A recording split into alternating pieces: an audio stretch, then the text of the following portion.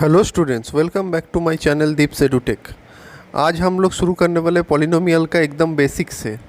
ठीक है, क्या शुरू करने वाले टॉपिक क्या क्या कवर होगा? Polynomial, how does, what does it mean, what are the terms of a polynomial, constants क्या क्या होता है, वेरिएबल्स क्या क्या होता है, कोफिशिएंट क्या होता है, एंड लीडिंग कोफिशिएंट किसको हम लोग बोलेंगे, standard form of a polynomial क्या होता है। तो हम लोग क्या करेंगे, बेसिकली पॉलिनोमियल का जितना सारा मतलब अंदर में जितना सारा टॉपिक है सब हम लोग कवर करेंगे। ठीक है, कवर करेंगे और उसको कैसे हम लोग सॉल्व करना है वो भी हम लोग डिस्कस करेंगे। ठीक है, एकदम बेसिक से शुरू करेंगे। आप लोग पूरा वीडियो देखिएगा तो आप लोगों को पूरा समझ में आएगा। ठीक है, तो चलिए शुरू करते हैं। पॉलिनोमियल मतलब poly means Greek word many. ठीक है, पॉलिनोमियल्स हम लोग दो तरह से पॉलिनोमियल्स को दो वर्ड में भाग करेंगे। पहला होगा पॉली, जो कि होगा ग्रीक वर्ड, उसका मतलब होता है मेनी। जैसे कि एग्जांपल पॉलीगन। ठीक है, पॉलीगन मतलब क्या होता है? सब मेनी साइड होता है ना। ठीक है, पॉलीगन में क्या होता है, जो हम लोग का होता है साइड, मेनी साइड होता है, तो इसीलिए हम लोग उसको मेनी लिखेंगे। पॉलिनोमियल मतलब, और साइड भी बहुत सारा होता है। और इसमें भी हम लोग और लिख सकते हैं पॉलीमर। पॉलीमर मतलब क्या होता है? Poly means many. ठीक है, और मर मीन्स क्या होता है? एमियर। एमियर मीन्स मॉलिक्यूल्स। ठीक है, तो बेसिकली पॉली जिसमें भी आएगा तो मतलब वो हो जाएगा मेनी। ठीक है, तो मेनी मीन्स पॉली। ओके, तो ये आप लोगों को समझ में आया होगा। अब नोमियल, नोमियल क्या होता है? नोमियल एक लैटिन वर्ड है। ठीक है, पॉली एक ग्रीक वर्ड है, नोमियल एक लैटिन वर्ड है। तो नोमियल मीन्स नेम्स। तो हम लोग बोलेंगे नेम्स। ठीक है, तो इसको हम लोग बोलेंगे नोमियल मीन्स नेम्स। तो कितना नेम्स में हम लोग इसको कर सकते हैं, और टर्म्स। ठीक है, और टर्म्स भी हम लोग इसको बोल सकते हैं। ठीक है, कितना मतलब टर्म्स में इसको हम लोग तोड़ सकते हैं। ठीक है, तो ये होगा नोमियल। ठीक है, तो इसमें आप लोगों का होगा 3x³ minus 5x² plus 7x plus 8। तो इसमें देखना पड़ेगा कि पॉलिनोमियल में हम लोग का क्या डिग्री है।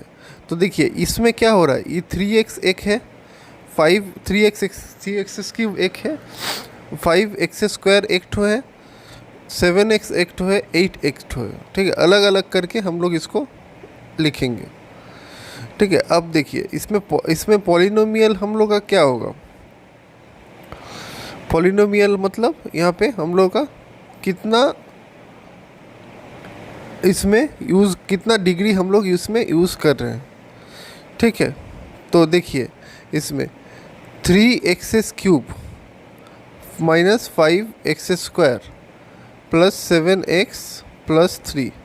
तो इसमें हम लोग जो डिग्री रहेगा आगे में वो चेंज होते रहेगा वैल्यू के साथ साथ। ठीक है, तो चलिए आगे करके और थोड़ा इजीली समझते हैं। टर्म्स, टर्म्स मतलब जो हम बोले अभी nomial. Nomial means terms. Values differentiated by plus and minus make 2 और मोर टर्म्स। तो प्लस और माइनस रहेगा तो टर्म्स हम लोग का जोड़, प्लस और माइनस के साथ हम लोग टर्म्स को जोड़ सकते हैं। ठीक है, फॉर एग्जांपल देखिए 3x² प्लस 5x माइनस 9। तो ये प्लस क्या कर रहा है, ये दोनों अलग से जो वैल्यूज़ है उसको हम लोग ऐड कर रहे हैं। ठीक है, वो क्या कर रहा है, वो कनेक्टिंग का यूज़ कर रहा है, एज अ कनेक्टिंग। ठीक है, हम लोग प्लस को यूज़ कर रहे हैं, तो इसको 3x² क्या है, 1 है।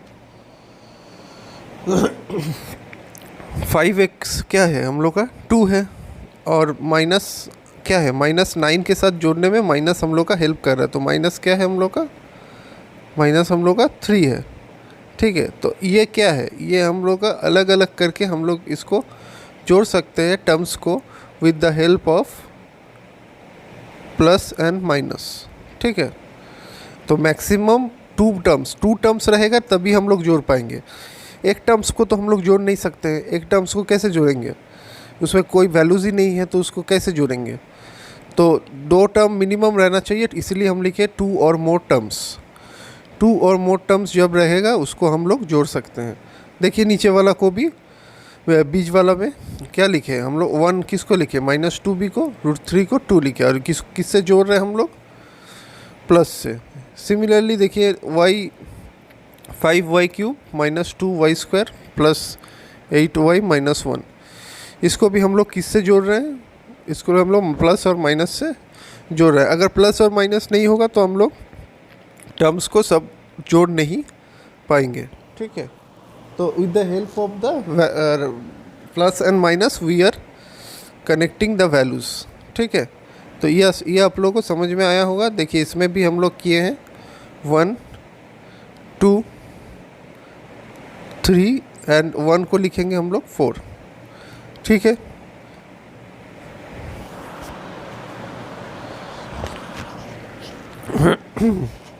तो ये हम लोग ऐसे करके इसको कर सकते हैं, ठीक है। अब देखिए values differentiated by into and divide don't make 2 और more terms, they can be further solved into 1 single term. अब देखिए अगर कोई वैल्यू आप लोगों का इनटू और डिवाइड में रहेगा तो उसको हम लोग क्या करेंगे, 2 और मोर टर्म्स में सॉल्व नहीं होगा। पिछला वाला क्या हो रहा था, 2 टर्म्स में अगर है तो 2 टर्म्स में ही सॉल्व होगा, ठीक है। और इसमें क्या होगा, 2 और मोर टर्म्स में अगर कोई वैल्यू है तो वो फर्दर सॉल्व करके हम लोग एक टर्म में ला सकते हैं, ठीक है। ये इसका मतलब ये है। तो इनटू और डिवाइड रहेगा तो हम लोग एक टर्म में फर्दर सॉल्व करके ला सकते हैं, प्लस और माइनस रहेगा तो हम लोग इसको वैल्यू को डिक्रीज़ नहीं कर सकते। 2 और मोर टर्म्स में भी यही सॉल्व होगा, ठीक है। तो चलिए एग्जांपल देखिए, 3x इंटू 6 क्या होगा, 3x इंटू 6 18x होगा ना। तो क्या होगा, वैल्यू को 1 टर्म में आ जा रहा है, तो 2 टर्म का वैल्यू है तो वो हम लोग का इंटू यूज़ करना तो 1 टर्म हो जा रहा है। तो इसका मतलब क्या है, ये रिड्यूस हो जा रहा है। तो इंटू और डिवाइड में हम लोग क्या करेंगे, रिड्यूस करेंगे।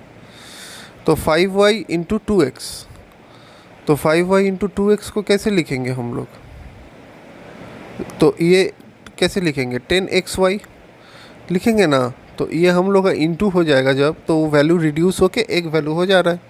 देखिए आप लोग को एग्जाम्पल भी दे रहे हैं तो आप लोग को ईजिली समझ में आया होगा, समझ रहे हैं ना।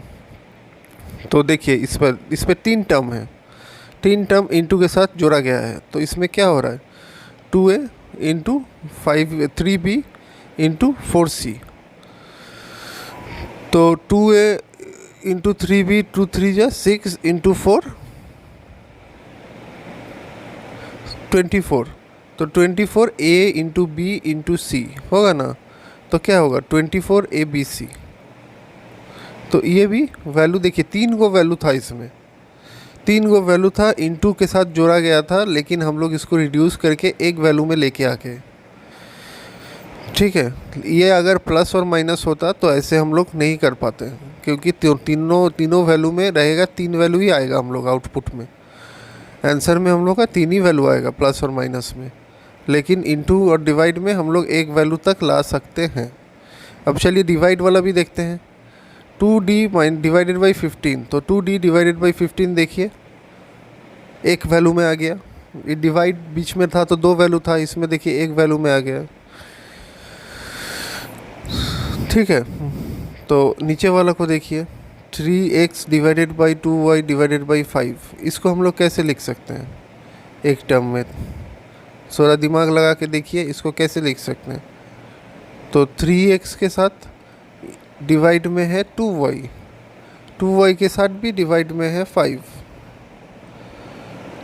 तो इसको पहले हम लोग लिख लेंगे 3x, इसको एक टर्म पकड़ेंगे, जैसे 3x डिवाइडेड बाई 2y और 2y डिवाइडेड बाई 5, और 5 नीचे क्या है, 1 है। इसको कैसे करेंगे, रेसिप्रोकल कर देंगे, उल्टा कर देंगे, ठीक है। तो क्या होगा, 3x बाई उल्टा हो जाएगा 1 इन 0y। तो क्या हो रहा है, 3x बाई 10y। तो 5 2 या 10 हो रहा है ना। और y हो जा रहा है, तो 3x/10y। तो देखिए एक टर्म में आ गया ना,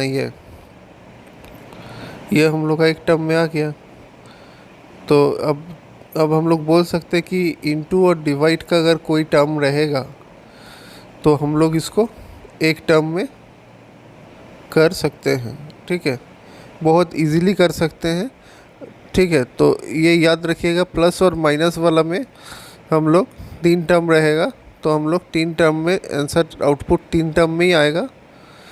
ठीक है, देखिए 3x² + 5x - 9। ठीक है, 3x² + 5x को हम लोग इंटू में रहता तो फिर फिर अलग तरह से करते, लेकिन प्लस में है तो हम लोग इसको डायरेक्टली तोड़ नहीं सकते हैं। तो इसको हम लोग 3x² + 5x - 9 को अलग अलग टर्म में हम लोग लिख के इसको आइडेंटिफाई करेंगे। ठीक है, थोड़ा सा डिफरेंट नहीं है, हम एकदम बेसिक से बता रहे हैं पॉलिनोमियल चैप्टर का, तो आप लोग को इजीली समझ में आया होगा, आ रहा होगा क्या कर रहे हैं। ठीक है, तो देखिए 3x² + 5x को हम लोग कैसे लिख सकते हैं, x 3x + 5 ऐसे लिख सकते हैं ना। तो इसको अगर देखिए, इसको अगर सॉल्व करके देखिए, ऊपर वाला टर्म तो आ जा रहा है, मतलब कैसे आ रहा है, x × 3x, 3x² ऊपर में लिखा हुआ है, +5 मतलब 5 × x मतलब 5x। तो इसको हम लोग ऐसे टर्म में भी लिख सकते हैं। ठीक है, इसको तो सॉल्व करना पड़ेगा, सॉल्व करके हम लोग देखिए ऐसे टर्म में ला सकते हैं। ठीक है, तो चलिए अब नेक्स्ट टॉपिक शुरू करते हैं, कॉन्स्टेंट्स एंड वेरिएबल्स। कॉन्स्टेंट्स क्या है और वेरिएबल्स क्या है। The values that are fixed they do not change. तो जो वैल्यूज़ हम लोग का चेंज नहीं होगा, जो फिक्स है, उसको हम लोग बोलेंगे कॉन्स्टेंट्स। मतलब वैल्यूज़ जो रहेगा वो हम लोग का कभी चेंज नहीं होगा। Example 2, 5, √3 - 8, 1/√5 etc। ठीक है, इसमें जो वैल्यूज़ है वो फिक्स रहेगा और कभी भी चेंज नहीं होगा। और वेरिएबल्स क्या है, values that are not fixed they keep changing, मतलब जो बार बार चेंज होते रहेगा, फिक्स नहीं रहेगा। तो रिप्रेजेंटेड बाय अल्फ़ाबेट। ठीक है, वो वेरिएबल रिप्रेजेंट किया जाता है अल्फ़ाबेट के द्वारा ही रिप्रेजेंट किया जाएगा हमेशा। एग्जाम्पल होगा x, y, z, a, p etc। जैसे कि हम लोग लिख सकते हैं a - z, तो ये क्या हो गया, ये एक हम लोग का वेरिएबल हो गया। मतलब a एक अलग वेरिएबल है, z एक अलग वेरिएबल है, तो दोनों वेरिएबल को कनेक्ट कर रहे हैं with the help of minus. ठीक है, तो क्या हो रहा है, तो वेरिएबल मतलब जिसका वैल्यू फिक्स नहीं रहेगा, जो हम लोग का हमेशा चेंज होते रहेगा। ठीक है, वो हो गया वेरिएबल। ठीक है, तो इसमें देखिए a - z को कैसे लिखें, एकदम हिंदी में देखिए, अंग्रेजी में पूरा एकदम अल्फ़ाबेट ऐसे लिख सकते हैं और हिंदी में अल्फ़ाबेट को ऐसे लिखेंगे। तो ऐसे लिखेंगे तो क्या होगा, उसको z को चेंज करके इतना दूर तक हम लोग पूरा लिखना पड़ेगा। तो ये क्या है, ये अल्फ़ाबेट्स है। तो ये अल्फ़ाबेट्स क्या है, ये हम लोग का वेरिएबल है। हिंदी में वेरिएबल हम उसको बोलेंगे क से, और इंग्लिश में वेरिएबल बोलेंगे ए से। तो ये इतना ही पूरा सब हम लोग का क्या है, वेरिएबल है। ठीक है, तो समझ में आ रहा होगा आप लोगों को ये। इसमें वेरिएबल हम लोग का फिक्स नहीं रहेगा और कॉन्स्टेंट्स हम लोग का फिक्स रहेगा। और ऑल्सो बाय स्पेशल कैरेक्टर्स, तो हम लोग वेरिएबल ये स्पेशल कैरेक्टर से भी इंडिकेट कर सकते हैं। तो क्या होगा, अल्फ़ा, बीटा, गामा, थीटा, ये सब etc, ये सब तुम आप लोग का ये भी हम लोग का वेरिएबल ही है।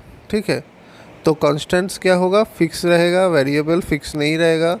Constants do not change, variable have changed. ठीक है, तो चलिए एक एग्जांपल में भी हम लोग दिखा देते हैं आप लोगों को। px = 5x² + 3x + 2। ठीक है, तो देखिए इसमें हम लोग का वेरिएबल क्या है, इसमें हम लोग का वेरिएबल है x² और x, ये दोनों हम लोग का क्या है, ये दोनों हम लोग का वेरिएबल है। और 5, 3 और 2 क्या है, हम लोग का वैल्यूज़ है, कोफिशिएंट्स है। तो चलिए p1 में क्या होगा, x के जगह में हम लोग क्या पुट करेंगे, 1 पुट करेंगे। तो 5 × 1² मतलब 1। ठीक है, चलिए 1² लिख देते हैं, आप लोगों को सुविधा होगा। × 3 × 1 + 2। ठीक है, अब देखिए नीचे वाला लाइन में क्या होगा, 5 इंटू 1 स्क्वायर मतलब 5 प्लस 3 इंटू 1 मतलब 3 प्लस 2, तो क्या आ रहा है हम लोग का 10 आ रहा है। तो ये हम लोग का क्या है, अब p का x का वैल्यू जब हम लोग 1 पुट करेंगे तो हम लोग का आ रहा है 10। इसका मतलब क्या हो रहा है, x का वैल्यू 1 पुट करने से हम लोग का 10 आ रहा है। अब x का वैल्यू हम लोग 2 पुट करके देखेंगे, 5 into 2 square plus 3 into 2 plus 2। ऐसा ही सम आप लोगों का पॉलिनोमियल चैप्टर में रहेगा। एक x का वैल्यू चेंज करके आप लोगों को पुट कर करके देखना है। तो 5 इंटू 2 मतलब 4, 5 4 जा 20 प्लस 2 प्लस 6 प्लस 2 यानी 28।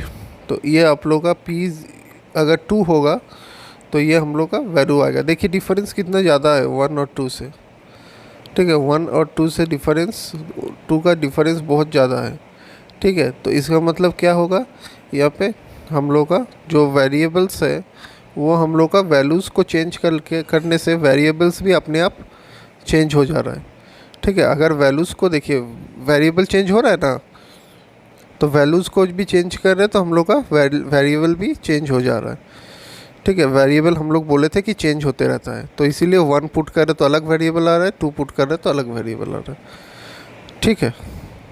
तो चलिए ये नेक्स्ट पढ़ते हैं। Constants appearing before a variable is called coefficient. तो कोफिशिएंट क्या होता है, जो कॉन्स्टेंट्स का आगे जो रहेगा ये हम लोग का होगा कोफिशिएंट। जैसे कि देखिए -3 2 -9 3, ये सब क्या है, कोफिशिएंट है, ठीक है। ये जो x का साथ जो आगे ऐड किया हुआ है तो ये हम लोग का x का x का आगे में जो हम लोग का इंटू किया हुआ है वो हम लोग का क्या होगा, वो हम लोग का कोफिशिएंट होगा। तो x⁻0 अगर वैल्यू 1 होता है, 3⁻0 का भी वैल्यू 1 होता है, मतलब एनीथिंग 2⁻0 अगर कुछ हो तो उसका वैल्यू हम लोग क्या होगा, 1 होगा, ठीक है। ये आप लोग एक फार्मूला की तरह याद रखिएगा। कोई भी किसी का भी अगर पावर हम लोग का 0 रहा तो उसका हम लोग का वैल्यू 1 रहेगा, 1 होगा, ठीक है। तो कोफिशिएंट मतलब आप लोग समझ के चलिए, अगर आगे कुछ भी वैल्यूज़ है न्यूमेरिकल वैल्यूज़ तो उसको हम लोग बोलेंगे कोफिशिएंट, ठीक है। अगर कोई आगे में कोई वैल्यूज़ है, रिपीट कर रहे हैं, अगर कोई आगे में कोई वैल्यूज़ है तो उसको हम लोग बोलेंगे कोफिशिएंट, ठीक है। तो देखिए इसमें है -3 कोफिशिएंट, इसमें 2 कोफिशिएंट, तो उसके बाद है -9 कोफिशिएंट और +3 कोफिशिएंट। तो इसी सब हम लोग का कोफिशिएंट है। Constant appearing before a variable is called coefficient, ठीक है, हो गया। अब चलिए लीडिंग कोफिशिएंट क्या होता है। लीडिंग कोफिशिएंट मतलब constant appearing before the first variable after the polynomial, it is written its is standard form is called leading coefficient. मतलब जो कांस्टेंट हम लोग का रहेगा बिफोर द फर्स्ट वेरिएबल, मतलब फर्स्ट वेरिएबल के बाद में, पॉलिनोमियल के बाद में, तो वो हम लोग का हो जाएगा आप लोग का लीडिंग कोफिशिएंट, ठीक है। तो समझ में आ रहा होगा लीडिंग कोफिशिएंट मतलब क्या हो रहा है। तो देखिए ये वाला क्या है, कोफिशिएंट 5 2 तो कोफिशिएंट ही हुआ, और -9 भी कोफिशिएंट ही हुआ। तो देखिए इसमें क्या हो रहा है, इसमें आप लोग का जो पॉलिनोमियल का बाद में जो वैल्यूज़ रहेगा वो हम लोग का होगा लीडिंग कोफिशिएंट, ठीक है। पॉलिनोमियल का बाद में जो वैल्यूज़ रहेगा उसको हम लोग बोलेंगे लीडिंग कोफिशिएंट। देखिए इसमें भी वेरिएबल्स क्या क्या है, कॉन्स्टेंट्स x², x1 x0। अच्छा x0 को हम लोग क्या लिख सकते हैं, 1 लिख सकते हैं, इसीलिए 9 के जगह 9 इंटू x0 कर दिया, तो x0 मतलब 1 हो गया, ठीक है। तो इसमें लीडिंग कोफिशिएंट क्या है, 5 है। समझ में आ रहा है आप लोग को, इसमें लीडिंग कोफिशिएंट है 5, पूरा नहीं होगा, 2 नहीं होगा, -9 भी नहीं होगा, लेकिन 5 is the only leading coefficient. Constants appearing before the first variable, first variable जो है उससे आगे वाला जो रहेगा after the polynomial is written as a standard form. तो पहला वाला जो रहेगा वो हम लोग का होगा लीडिंग कोफिशिएंट। तो क्या है इसमें लीडिंग कोफिशिएंट हम लोग चेक किए नीचे में 5, तो 5 हम लोग का क्या होगा इसमें लीडिंग कोफिशिएंट होगा। ठीक है, तो ये आप लोगों को समझ में आ गया लीडिंग कोफिशिएंट क्या होता है। अच्छा 2 क्या है हम लोग का, 2 हम लोग का कोफिशिएंट है। -9 हम लोग का क्या है, -9 भी हम लोग का कोफिशिएंट है। ठीक है, एकदम बेसिक से बता रहे हैं। इसमें देखिए इसमें कोफिशिएंट क्या होगा, लीडिंग कोफिशिएंट क्या होगा और कोफिशिएंट क्या होगा। तो देखिए इसको उल्टा करके लिखा है -3t + 9t²। इसको कैसे लिखा है, इसको उल्टा करके लिखा है। तो इसको हम लोग कैसे लिख सकते हैं, इसको +t² + 9t² - 3t ऐसे लिख सकते हैं। तो लीडिंग कोफिशिएंट क्या है इसमें -3/9 ऐसे अगर लिखेंगे तो ये गलत हो जाएगा। तो -3 क्या है, -3 आप लोग का लीडिंग कोफिशिएंट नहीं होगा। लीडिंग कोफिशिएंट जो हाईएस्ट पॉलिनोमियल क्या है t² है, तो t² के साथ जो रहेगा वो आप लोग का लीडिंग कोफिशिएंट होगा।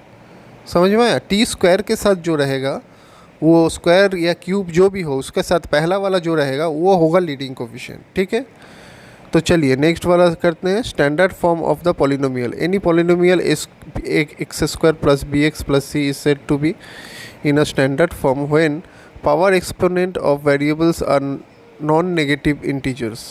तो जो पावर एक्सपोनेंट रहेगा वो नॉन नेगेटिव इंटीजर रहेगा, मतलब नेगेटिव नहीं रहेगा। ठीक है, and power exponent of variables are written in decreasing order. और पावर और एक्सपोनेंट जो रहेगा वो हमेशा डिक्रीजिंग ऑर्डर में लिखा रह जाता है। जैसे कि आप लोग x² होगा, पहले x³ लिखेंगे, फिर x² लिखेंगे, फिर x लिखेंगे, ऐसे होता है। ऐसा नहीं होता है कि पहले x लिख दिए, पहले उसके बाद स्क्वायर लिख दिए, उसके बाद क्यूब लिख दिए, या पहले x लिख दिए उसके बाद क्यूब लिख दिए उसके बाद स्क्वायर लिख दिया। ऐसा नहीं होता है, उल्टा पुल्टा हम लोग नहीं कर सकते। हमेशा हम लोग का x² पहले होगा, स्क्वायर x का ऊपर में जो स्क्वायर है वो पहले होगा, हाईएस्ट वाला पहले होगा, हाईएस्ट डिग्री, उसके बाद उसका नेक्स्ट डिग्री, उसके बाद सबसे लोएस्ट डिग्री। तो ऐसे हम लोग नहीं लिख सकते कि पहले हम लोग छोटा को लिखेंगे फिर मिडिल में एक बड़ा दे दिए, फिर मतलब अपना मन से हम लोग नहीं लिख सकते। ठीक है, और वो हमेशा पॉजिटिव में ही होना चाहिए। एक्सपोनेंट और पावर का वेरिएबल हमेशा हम लोग का पॉजिटिव में ही होना चाहिए। ठीक है, नेगेटिव में और जीरो में नेगेटिव और जीरो में हम लोग का नहीं होगा। ठीक है, ये आप लोग देख लीजिए, यहाँ पे देखिए x² को ax² एक साथ लिखे हैं, प्लस bx⁻1 भी लिखे हैं, प्लस cx⁻0 ऐसे भी हम लोग इसको लिख सकते हैं। ठीक है,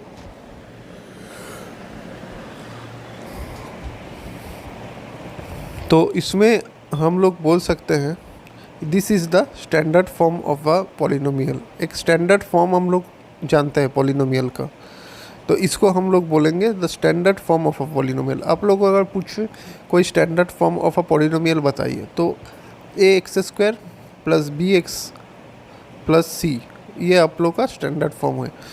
x के जगह में ऊपर में 1 क्यों लिखे, 1 इसलिए लिखे क्योंकि x के पावर अगर कुछ रहेगा नहीं तो हम लोग बेसिकली 1 पकड़ के चलेंगे।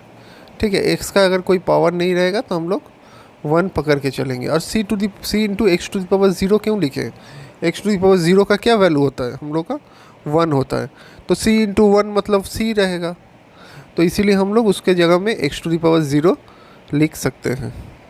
ठीक है, तो ये हम लोग का हो गया बेसिक, ये बेसिक और standard form of a polynomial. ठीक है, तो ये इतना दूर तक आप लोग देखिए, आप लोग को बहुत चीज़ हम लोग डिस्कस किए इसमें, जैसे टॉपिक वाइज टॉपिक आप लोग डिस्कस किए हम लोग इसमें। तो आप पूरा वीडियो को देखिएगा तो आप लोग कुछ ना कुछ ज़रूर सीखिएगा इसमें। ये एकदम बेसिक सा है। ठीक है, एकदम पूरा इसी से आप लोग सीख जाइएगा। तो चलिए नेक्स्ट में देखते हैं क्या, एक एग्ज़ाम्पल के साथ। ठीक है, एग्ज़ाम्पल क्या है, 3x² - 5x + 9। तो इसमें 3x² में हम लोग का लीडिंग कोफिशिएंट क्या है, लीडिंग कोफिशिएंट हम लोग का है 3। ठीक है, ये आप लोगों को समझ में आ गया। अब देखिए इसमें क्या है, इसमें variable exponent is equal to non negative. तो वेरिएबल जो एक्सपोनेंट है वो हम लोग का क्या होगा, नॉन नेगेटिव होगा। ठीक है, और वेरिएबल एक्सपोनेंट डिक्रीजिंग ऑर्डर में होगा। तो ये हम लोग का दो जो पॉइंट है ये हम लोग यहाँ पे आइडेंटिफाई करने के लिए लिख लिए। ठीक है, तो ये क्या होगा, एक होगा नॉन नेगेटिव होगा, देखिए नॉन नेगेटिव है, और एक डिक्रीजिंग ऑर्डर में होगा। देखिए इसमें पहले एक्स स्क्वायर है, उसके बाद एक्स टू द पावर 1 है, उसके बाद x to the power 9 into x to the power 0 लिख सकते हैं। तो ये क्या हो रहा है, ये एक डिक्रीजिंग ऑर्डर में लिखा गया है। ठीक है, तो इसको हम लोग ऐसे लिख सकते हैं। तो ये हम लोग एग्जाम्पल दे के समझाने का यही रीज़न है कि आप लोग बेसिक से एकदम एग्जाम्पल को आइडेंटिफाई करके आप लोग समझ सके, ताकि फ्यूचर में कोई डाउट आप लोगों को माइंड में नहीं हो। ठीक है, दो पॉइंट हम लोग जस्टिफाई करके आप लोगों को बता दिए कैसे लिख सकते हैं। ठीक है, इसमें भी देखिए एक ज़ीरो और एक पॉजिटिव। ठीक है, ज़ीरो रहेगा और पॉजिटिव, देखिए ऊपर में ज़ीरो भी है और पॉजिटिव भी है। ठीक है, तो ये आप लोगों का ज़ीरो भी है और पॉजिटिव भी है। तो ये आप लोगों का एक एग्जाम्पल हो गया। ठीक है, तो नीचे वाला को देखिए, नीचे वाला में क्या लिखा हुआ है, नीचे वाला में लिखा हुआ है 3 इंटू रूट एक्स। अब देखिए रूट एक्स को हम लोग कैसे लिख सकते हैं, रूट एक्स को लिख सकते हैं हम लोग x to the power half. Root x को लिख सकते हैं ना x to the power half. तो 3 इंटू हम लोग क्या लिख सकते हैं, x to the power half plus 7, ऐसे लिख सकते हैं। 3 into x to the power half plus 7 लिख सकते हैं ना। तो देखिए एक्स का वैल्यू क्या है, हाफ है, हाफ मतलब अच्छा, और प्लस में 7 एक्स टू द पावर 0 मतलब 7 इंटू 1 इज इक्वल टू 7। तो अब देखिए इसमें क्या हो रहा है, variable exponent non negative, non negative तो इसमें भी आ रहा है क्योंकि हाफ लिखे हैं हम लोग, नेगेटिव थोड़ी लिखे हैं, इसको डायरेक्टली हाफ लिखे हैं। तो 1/2 तो हम लोग का नेगेटिव नहीं होता है, 1/2 तो नेगेटिव नहीं होता है, इसीलिए हम लोग ऐसे लिख सकते हैं। तो उसके बाद क्या है, variable order in decreasing order. Decreasing order मतलब देखिए इसमें भी डिक्रीजिंग ऑर्डर में लिखना है। ठीक है, देखिए इसमें डिक्रीजिंग ऑर्डर में नहीं आ रहा है क्योंकि हाफ क्या है 0.5, 0 से कम है, इसका मतलब ये नहीं होगा। ठीक है, नेक्स्ट वाला क्या है, इसलिए काट दिए। √2 y to the power 1 minus y to the power 0। तो इसको देखिए, इसको कैसे लिख सकेंगे, इसमें लिखा हुआ y टू द पावर 1 भी है और y टू द पावर 0 भी है। तो मतलब क्या है, वेरिएबल नॉन नेगेटिव है। ठीक है, और वेरिएबल डिक्रीजिंग ऑर्डर में भी लिखा हुआ है, देखिए लिखा हुआ है ना, पहले 1 है उसके बाद क्या है 0 है। तो इसको हम लोग डिक्रीजिंग ऑर्डर में भी इसको हम लोग लिख रहे हैं। तो √2 तो हम लोग का क्या है, √2 हम लोग का कोफिशिएंट है, √2 को हम लोग कुछ करना नहीं है, 2 टू द पावर हाफ ऐसा कुछ नहीं लिखना है। √2 हम लोग का कोफिशिएंट जैसा है वैसा रहने देंगे, सिर्फ हम लोग जो बगल में वेरिएबल्स है उसको लेके हम लोग करेंगे। तो इसमें देखिए 2 पॉइंट सेटिस्फाई हो जा रहा है, तो इसीलिए हम लोग इसको भी टिक करेंगे, जस्टिफाइड है ये।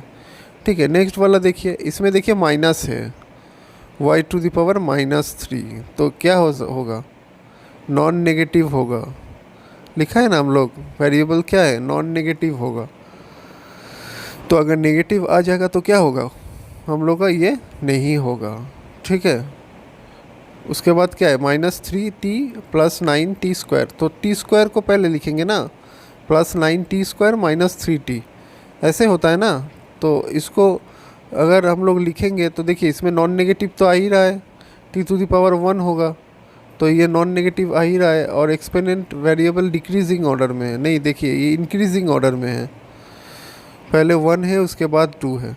तो ये क्या हो रहा है, ये आप लोग का इंक्रीजिंग ऑर्डर में हो रहा है। तो इंक्रीजिंग ऑर्डर में रहेगा तो क्या कर सकते हैं, तो क्या इसमें हम लोग क्या करेंगे 9t² -3t। तो इसको हम लोग क्या क्या लिखेंगे, पहले हम लोग 9t² को लिख देंगे, उसके बाद लिखेंगे -3t। तो ये लिखने से हम लोग का क्या होगा, तो हम लोग का ये भी इधर आ जाएगा, तो ये इधर आ जाएगा और इधर वाला इधर आ जाएगा। तो इसको हम लोग ऐसे लिखेंगे तो हम लोग इजीली ये सॉल्व हो जाएगा।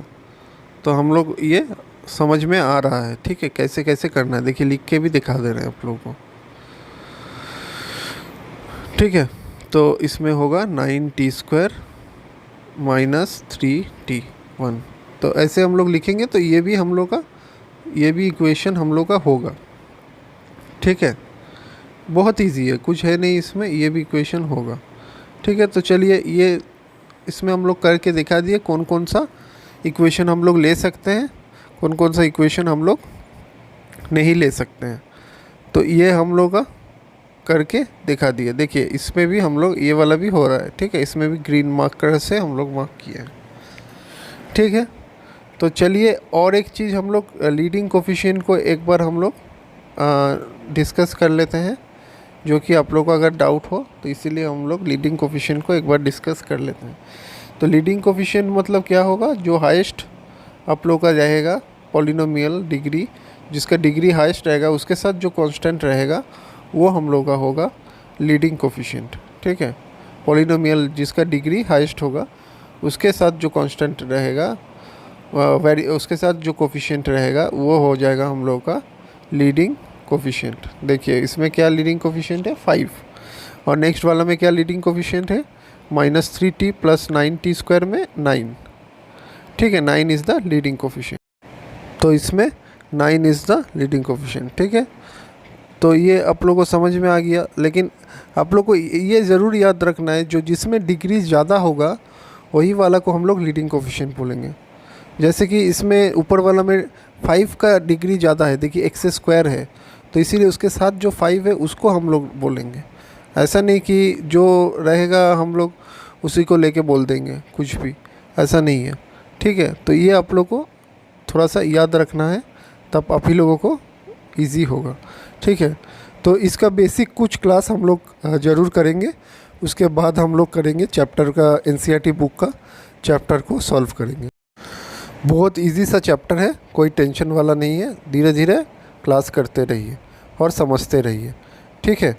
तो चलिए इसमें 3t के ऊपर में 1 नहीं लिखे थे, इसमें 1 लिख दिए, तो t1 का वैल्यू हो जाएगा -3 हो जाएगा, ठीक है। और इसमें आप लोग का 3 + 9t², इसको स्क्वायर जो है ये डिग्री होता है, और 1 जो है वो भी आप लोग का डिग्री होता है। डिग्री के बारे में नहीं बताए थे इसीलिए यहाँ पे हम बता दिए, ठीक है। 9t², इसमें स्क्वायर है डिग्री, -3t⁴ यहाँ पे t⁴ है डिग्री, ठीक है। ये सब हम लोग डायरेक्टली डिग्री बोलेंगे, ठीक है। तो चलिए क्लास यहीं पे समाप्त करते हैं। तो आशा करते हैं आप लोगों को समझ में आया होगा। कोई भी डाउट है तो कमेंट सेक्शन में ज़रूर मेंशन कीजिए, and do not forget to like, share and subscribe our channel. Thank you. See you in the next class.